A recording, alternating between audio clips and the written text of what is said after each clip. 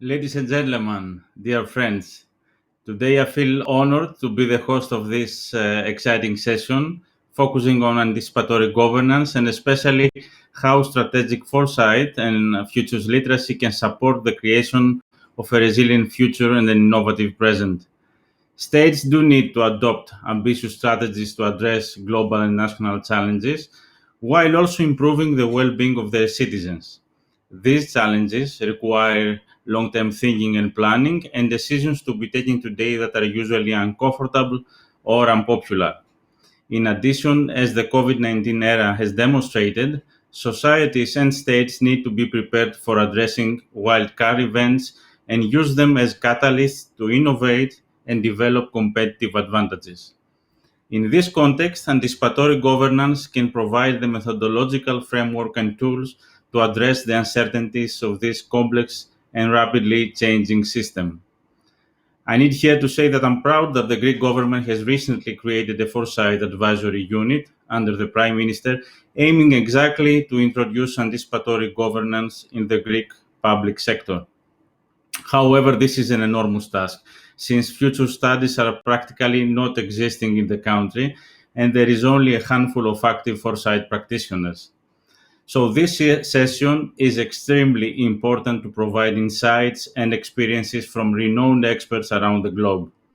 I count on our esteemed speakers and personal friends to help us unfold some aspects of anticipatory governance. Why it is crucial? What are the key priorities that anticipatory governance should focus on? What are the main challenges for governments? How to increase diversity and inclusion?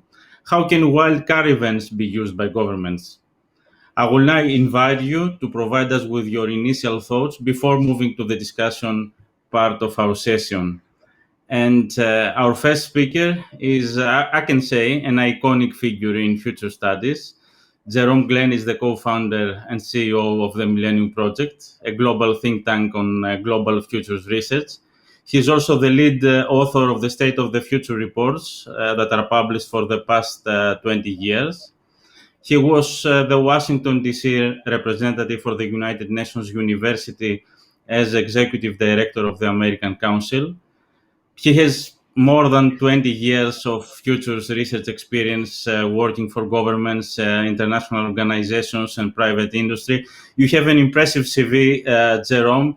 I would say that I was impressed for your research, for the recent research you have coordinated about the future of work and technology 2050, and it was an amazing accomplishment. You are the I would say the inventor of the futures wheel and many other tools and methods in our field. So I will not say more. I will give you the floor, and I would like to hear your views on our today's subject.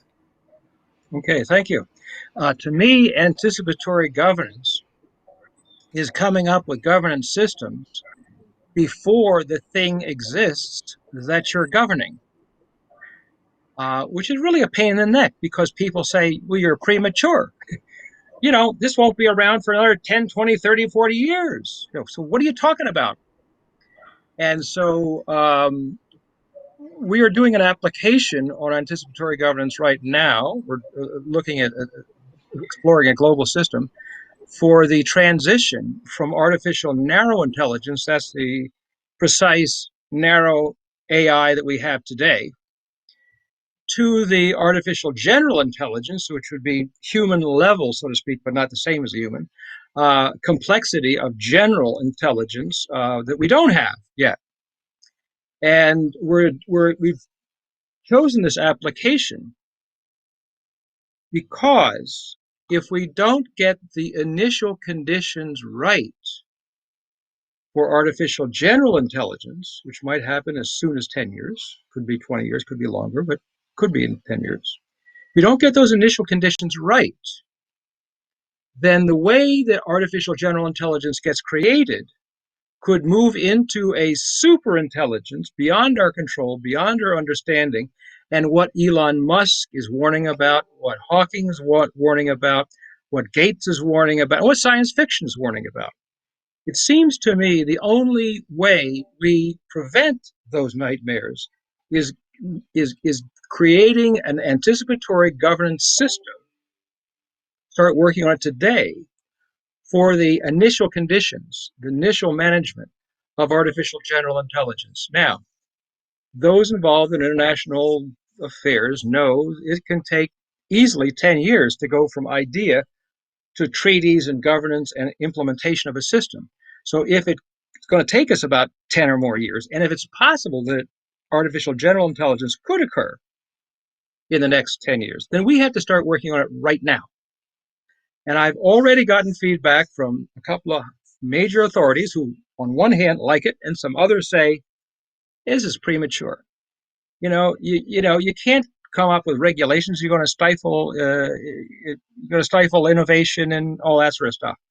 And I'm going, look, you already got narrow. You're already gotten some rules that you're still trying to catch up on. I was just watching the European Union today, or the Commission on its rules. They're trying to catch up. And as futurists, our job is to be premature, is to be thinking ahead. Because if we're not ready for this in 10 years, then the possibility that the science fiction writers is very likely, frankly.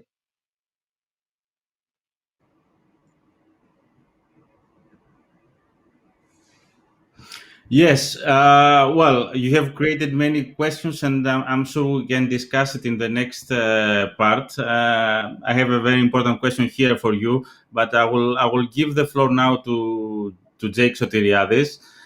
Jake is a global futurist and expert in intelligence and geopolitical risk. He's currently the United States Air Force senior futurist at the Pentagon in Washington, D.C., so you can imagine how difficult it was to have him here today. In the U.S. Air Force, he leads a team that advises the department's senior leaders in developing anticipatory thinking and breakthrough innovations.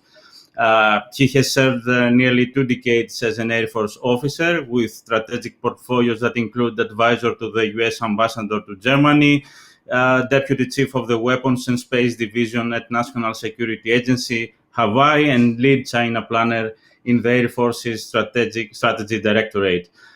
He has a very rich academic profile, but I would underline his very impressive to me PhD in political science and geopolitical futures from the University of Hawaii at Manoa, which is a very renowned university in future studies.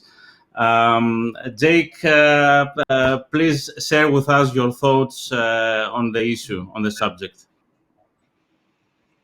Thank you so much, Nanda, for having me and for the Delphi Forum for the kind invitation. It's a pleasure to be on the panel with distinguished futurists that we have here with us. And I'll just pick up on the discussion about anticipatory governance by saying it's a difficult thing to do because, as Jerome previously said, you are trying to prepare not only for the unexpected, for the unanticipated, but you're fighting a system in which people are rewarded with short-term gains, short-term victories. That could be a 4-year presidential term. That could be the tenure of your current boss or supervisor, or it could be how long a particular department secretary is going to be in office. And so within that structure, in the government itself, I think it's very, very important to recognize the criticality of futures-based thinking so you can build that anticipatory capacity. Now, the one thing I will say is that I think if there's a good aspect of what we're living through now in this COVID-19 era, it's that the whole world has been given a mental reset in terms of understanding that we need to think differently about challenging our core assumptions, challenging the status quo. If everybody tends to agree on one particular strategic outcome, that should be a red flag because we've seen too many times throughout history, and even over the last 20 years, that rarely do things turn out as the quote-unquote experts, or as our strategic planning has said that it would. And so what we really need to do is, number one, educate not only our colleagues in government, but also educate the public on the value proposition of future studies. Because as you rightly mentioned before, while future studies and foresight have been around for quite some time, there's still not a widely acknowledged, I think, at least in the United States, recognition that this is something that needs to be operating at the highest levels of government. And so I'd like to congratulate the Greek government for setting up its foresight office in the office of the Prime Minister to get at these kinds of wicked problems. But I think the bottom line for this is that if we're going to develop anticipatory thinking, it starts with creating a structure, creating the organizational appetite, if you will, to actually develop the skill sets to make that happen. And so what we've been able to do in the Air Force is also combine our disruptive technology with foresight, with strategic planning, to ensure that force structures are prepared not for today, but for what's happening in 20 years, for technologies that may not even be programmed yet in the defense budget, and also combining things like virtual reality with future studies. And I'm excited to say that we've published the first ever, as far as I know, futures report where you have senior leaders that can walk into the scenarios themselves, and it really changes the way we consume information and how senior leaders make decisions. So I'm excited to share more about that in the rest of the discussion, but thanks so much again for having me. Thank you, Jake. It was our honor. Well, if you like Nordic design and style, then the Copenhagen Institute for Future Studies brings exactly this in future studies. And I'm really happy that we have Nicklas today, because I'm a big fan of Nordic style. So Nicklas is a senior advisor and head of initiatives at the Copenhagen Institute for Future Studies, which is an independent and non-profit think tank working to equip and inspire individuals and organizations, decision makers, and of course the public to act on the future today. Nicklas is responsible for collaboration and partnerships with educational and cultural institutions, and he's also an integral part of the health department. I have seen some amazing research that has been released recently. He also regularly writes for various media, and especially for the Scenario magazine, where he runs the section Applied Futurism, that explores the future as a source for hope, social innovation, sustainable development, together with pioneers in the field. Nicklas, thank you so much for being here today. It will be our great happiness to share your experiences in the field. Thank you so much for the warm introduction on this, and hi everyone from Copenhagen, and thanks to the two, as you said, distinguished colleagues. Jake, I think it's an honor to be on this panel with you, and I admire your work truly. You have already covered some very important points, and I hope I can add something to the mix here. And let me start by sharing some general perspectives to anticipatory governance and the use of foresight and futures literacy for responsible policymaking that I have been experiencing and seen from our work here in Copenhagen. It's clear that we can qualify planning and preparation and outlooks for the future as we evidently struggle with democratic societies in crisis mode. Futures work allow us to ideate and probe and do wind tunneling on strategies and new policies. And anticipatory governance is crucial in this regard, as it helps us to overcome the risk of inaction or institutional inertia that we can talk about in the public sector. As this allows us to create a development-oriented language, a shared understanding of what's to come, so we can move beyond potential gridlocks. Now, the key priorities in anticipatory governance is to look at how effective it can be.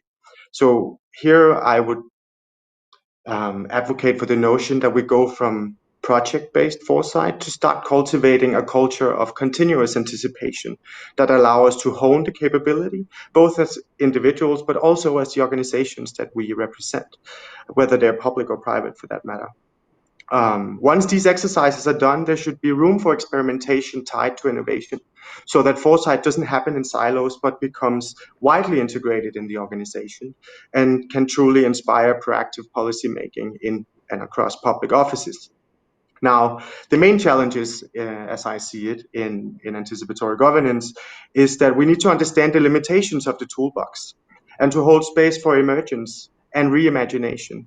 So we don't end up innovating in a far too narrow space where we potentially end up replicating in places where we should not replicate, but think anew. Um, from a political perspective, there's also this inherent long-term thinking tied to foresight and to presented by our societal challenges ahead of us. And this does not necessarily harmonize well with short-term political cycle of fiscal years. And I think if we understand futures literacy and the components of that, we set ourselves up for improving our foresight, and it can help us to innovate towards hope rather than out of fear. My last point is on diversity and inclusion. There's a lot of debate in the futures community, and for good reasons, as the discipline has been dominant by white males and Western ways of thinking, and this panel also kind of confirms that. So in order to be more inclusive and secure diverse futures so that we don't perpetuate problems of the past, I think there's an inbuilt responsibility that needs to be put on center stage, essentially, where we need to ask who has more or less power, who has access and opportunity. And increasingly, rather than relying only on subject matter experts, we see that citizens' perspectives are being included in anticipatory governance, where we use the future as a public or a social good. And that's where I'm gonna end my introduction. Thank you, Nicklas. That was very. I cannot agree more of what you said. And yes, we need to find a way to be more inclusive in our field. I mean, we discuss about this all the time, but this is a continuous effort. I agree with you. If I go back to Jerome, and I have a twofold question for you, Jerome. One, it was responding in what you said about how important is for anticipatory governments to focus on all this transition from the artificial narrow intelligence to the general intelligence and what that will bring. And I'm wondering whether this anticipatory governments for this could be enough to be on a national level, or we need something on a global level to address this issue. And maybe if you could suggest some tools we could use. Perfect. Yes. I'd like people to really appreciate this following sentence. It is irrelevant if 95% of the world has good governance on artificial general intelligence. Why? Somebody can go to another country that hasn't signed the treaty or hasn't gotten to the agreement, and that software can get out of hand and very quickly go worldwide. We already know about the biological viruses that go worldwide, whether we like it or not, and software can go even faster as a result. So yes, in the first part, what we're putting together has to be a global system.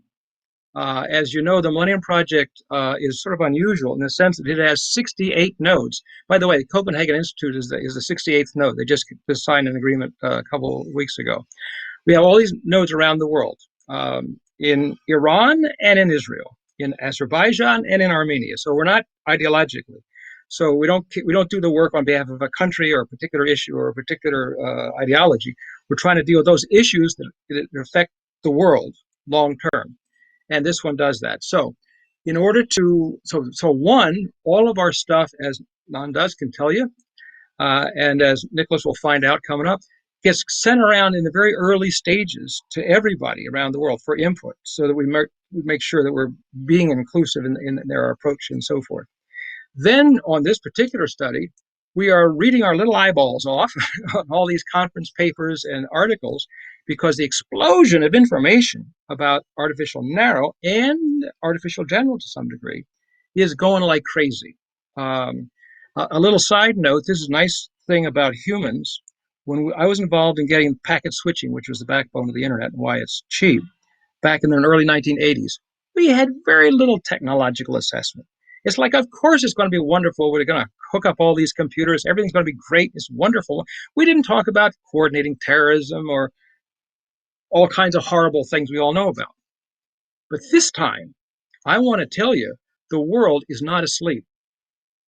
It is looking at artificial intelligence, what values, what principles, like crazy. The problem is they're only looking at narrow intelligence. And the big deal is the general intelligence. It's like comparing a fax machine and the internet and saying they're both things of the information economy. True, but the impact of the internet is a lot different than a fax machine. That's a sort of scale that I want to get through to people about the general. So the approaches that we do is we read everybody else's stuff to make sure we got the right questions, then the right people to ask those questions to. We do a bunch of interviews. Then what are not answered well in those interviews, or not really addressed at all, then that goes into a Delphi. Delphi, stolen from the Greeks. It's a questionnaire where people can see each other's stuff in real time without their names, so that ideas become persuasive rather than personalities. Then we get all of that stuff done. We pull that out and then make alternative scenarios, and based upon different models that have come up. And what we're going to do this time, Nanos, is a little bit different than before. We'll take each model. Let's say there's 5 models that come out of all the research. For each model, we'll do 3 scenarios to show how it works, how it gets out of control, and how it's mixed. And also, that means 15 scenarios will come out of this little process, because this is really complex stuff. It's the most complex futures research assessment I have ever done. And by the way, I've done it a little more than 20 years. But anyway, we'll count up how long it's been. But this is an extremely difficult problem, and it is, in a sense, more important to the survival of the species than climate change, and in a sense of time. Now, I wrote about climate change, global warming, 1973. So I'm not a denier. I was an early guy there. But we don't get to 1,000 parts per million of CO2 until after the year 2100, in even the worst case scenarios, and that's when we lose control. All right, so we got some time to address it. But with this one, if the general occurs in as soon as 10 years, and we don't have a governance system on a global basis, and inclusive, and participatory, then the species could have a problem long before climate change finishes off. Anyway, there's some little feedback there. Anyways, we have methods of 37 different methods that we have a toolkit, so to speak. And I like what Nicklas say. We always want to mix and match different ways, and we try to do it not the same way every time. Like, for example, I just mentioned, we're going to do 15 short scenarios on this thing to show how a good idea can go wrong, as well as how a so-so idea can go right. Because this is so complex, we really have to cover a much larger swath of possibilities than normal. Thank you, Jerome. I'm coming to you, Jake, and I underline what you said, that it is very important to educate not only government, but also the people, the citizens. And I'm wondering, what is your approach inside the U.S. Air Force? How you deal with this problem? Because I understand that the vast majority of the officers, they don't really know what you are doing over there. And maybe if you want to give us a very quick hint of some of, let's say, some black swans or some things you have been studying lately.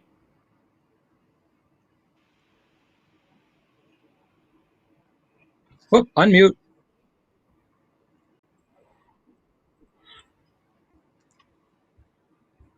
Jake? Yeah, I said, okay, so we're good. It had to be a year within, the Zoom era of, unmuting. So there we go. I said, so you want to go straight to the fun part, right? On of course, I would say number one, what we've been able to do, I think, over the last few years in our strategic foresight and futures team really is a lot of not just educating, but also, building a narrative and building a value proposition to demonstrate. And this was before the pandemic happened, right? So this isn't as a result of, now we need to react, because That's unfortunately, that's the case. That's what normally happens, is that we don't understand how we need to think differently until we're in the midst of a crisis. Well, when you're trying to fight your way out of a crisis, that's the wrong time to start thinking about anticipatory futures or governance. The idea is to be able to have a system in place and to have the right people in place that can help decision makers develop that capacity for anticipatory thinking, so that you're prepared for any outcome. So, I mean, it's probably suffice to say that we're never going to be able to mitigate uncertainty. And, for those who are watching and listening to us, nobody here is advocating that we're going to predict the future. That's a completely different discipline altogether. That's not the business that we're in. But rather, just like banks, for example, in the private sector, would go through stress tests to look at liquidity issues and things like that. There's no reason why in other governance structures we can't apply a foresight model and structure to be able to really test our core assumptions. And what I call this really is developing our cognitive operating system. Within the military, you're seeing today, this isn't just in the US, but this is across the globe. The trends that we're seeing in defense are that we're shifting from legacy platforms that operated generally independently towards a networked architecture where we're trying to basically develop a new way of connecting or making information ubiquitous across our structure. And that's a very challenging proposition. The problem is many people just tend to equate the future with a technological development. And that's certainly important, and we can't afford to ignore that. However, if we want to design, let's say, armed forces or a structure that is going to be useful in the future, we can't ignore the cognitive deficits that we have as well. And that cognitive operating system of questioning our assumptions, of understanding the interconnectivity of events to see how something that might look very, very far away from your organization actually will come back and affect your core mission set. And then also embracing complexity in our decision processes. So not meaning that something's complicated, but understanding that there could be multi-source causality to a particular issue. And that's not easy to do, and it's not necessarily easy to explain to an organizational structure that's very set in its ways, as are most government bureaucracies. And so part of what we've been doing, just to close, is educating, developing policy, developing a method by which to build a generation, the next generation of national security futurists that understand not only the military side, but understand a broad framework of how they plug into ultimately developing a better future for the country. Thank you, Jake. We have a few minutes left, but I will come back to Nicklas, because I think what Nicklas said about inclusion and about leaving the project-based foresight and making something that is more integrated in governance, it's very important. And I'm wondering, I mean, in Denmark, you have your institute, which is an amazing place for doing this kind of research, and also you have like the Aarhus University with a lot of research going on. But I have the feeling that this kind of integrated approach is missing from on a government level. So this is one thing. And then the second thing is, I know that you have done an amazing work on health, and I'm wondering how this has affected or might affect policy making in the Nordic countries. Thank you very much for that. Let me start by talking to the notion of cultivating a culture in public sector in Denmark. It is, and I have to be careful what I say, I guess, but in my perspective, not necessarily very mature, and not necessarily something that is publicly or visibly done at the higher offices. We are several entities trying to mobilize efforts in this regard, as we think it's incredibly important under the UNESCO umbrella, for instance, where we are trying to rely on our network and pull back best practices of national foresight and anticipatory governance to the country, and then offer it as an optional resource for the Danish government. Now, for the last part, in terms of our work in healthcare, I'll rely on some personal experiences with anticipatory governance processes through a selection of large-scale healthcare projects in our vertical here at the Institute. It's around itself around how technology and optimism in healthcare is driving towards very data-driven healthcare and genomics, where we get an increasingly better understanding, very detailed understanding of individual healthcare. These developments just simply not fit the current healthcare systems. The current systems in the world is broken due to a prevailing focus on disease, expensive and inefficient treatments on late in patient journeys. And altogether, this presents an ultimate challenge for modern healthcare, which is lack of preventive efforts to maintain health alongside treatment for those in need of care. Anticipatory governance in a healthcare perspective can help us get out of this gridlock and shed some light on possible alterations that we can do to an unsustainable healthcare system. And that is the premise we go into this sector with, where we essentially need to be better connected across borders and move away from one size fits all in healthcare. Since 2017, we've had success with large-scale multi-stakeholder processes across countries, where we work with issues and use Foresight for policy recommendations, visions, principles, conceptual models for the sector to start having these needed conversations to be able to move forward.